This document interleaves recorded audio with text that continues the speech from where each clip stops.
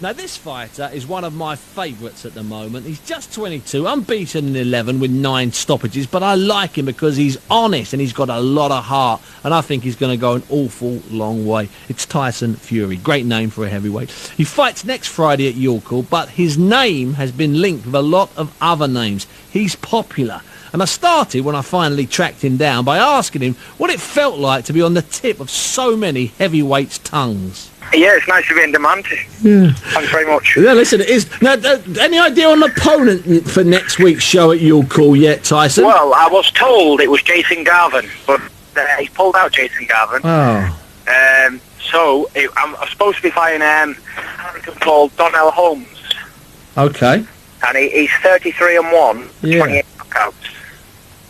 Okay, so that's a test. I mean, even if he's beaten guys that are not that good, it's still a lot of wins. Well, you still have to knock 33 men. You still have to knock 28 men out of 33. Yeah, absolutely, and that's hard. Knocking over, don't they? No, yeah, you know what? That was going to be my next line. People always say, "Oh, he's only knocked over bums," and I say, "Yeah, but he's knocked over 30 bums in 30 fights. Don't worry about that."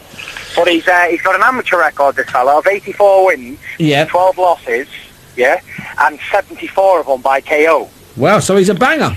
Oh, it's a massive bang. It's a massive risk, to be honest. But And that's definitely going to be next Friday, yeah?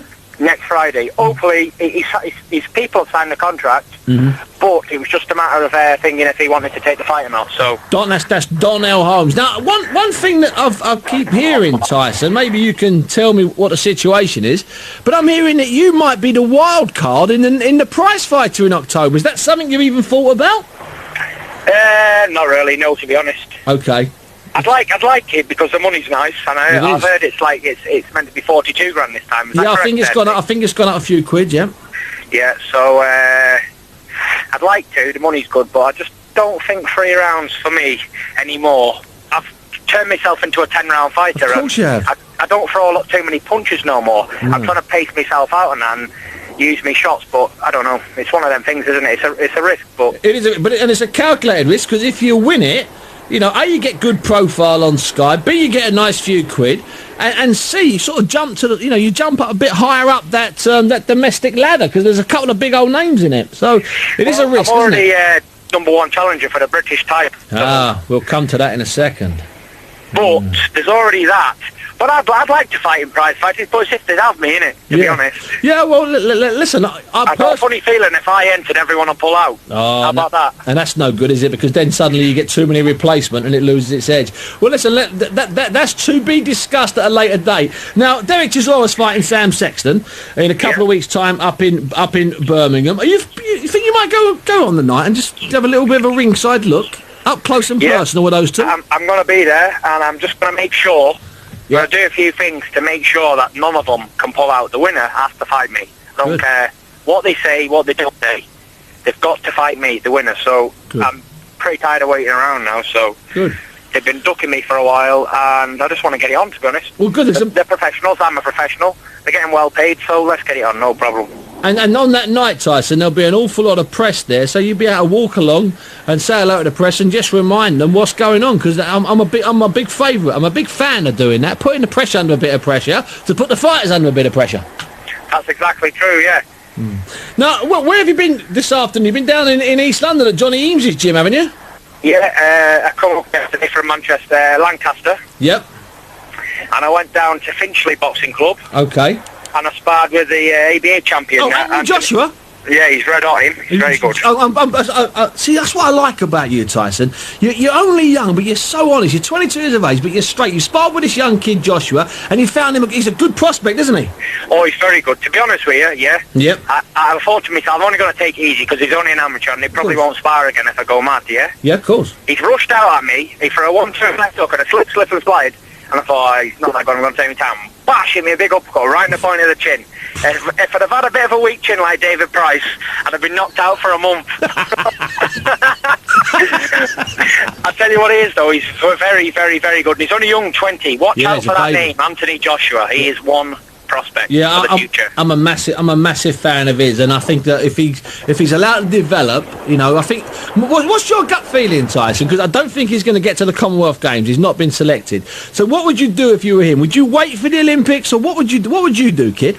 To be honest with you, I've been in these shoes before. Of course you have. That's why I'm asking you. All the promoters are after him. He's ADA champion, and in the super heavyweight division, it only takes one punch. So I believe in striking while the iron's hot. Turn pro. But if he did tell me he's going to Commonwealth Games, so they might have picked him. I didn't think. Okay, I didn't think he'd been selected. I thought the other kid at the weight had been selected. But so how many fights has he had? 21 fights. 21 fights, and he hasn't. I mean, as much as he's a talent, don't get me wrong.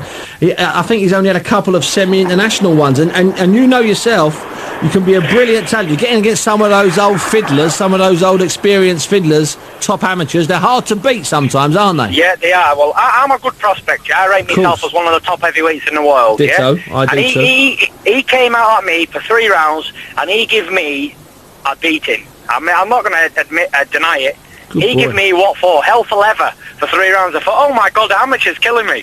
But being a professional, and I've been an amateur myself, and I fought all over the world and that. Yep. I slowed him down a bit, a few good body shots and that. Yep. And the kid's only 20, and I'm a handful myself. You are, son. So, for him to put up a good performance like that against a top prospect in me, I think he's one for the future, to be honest. Brilliant.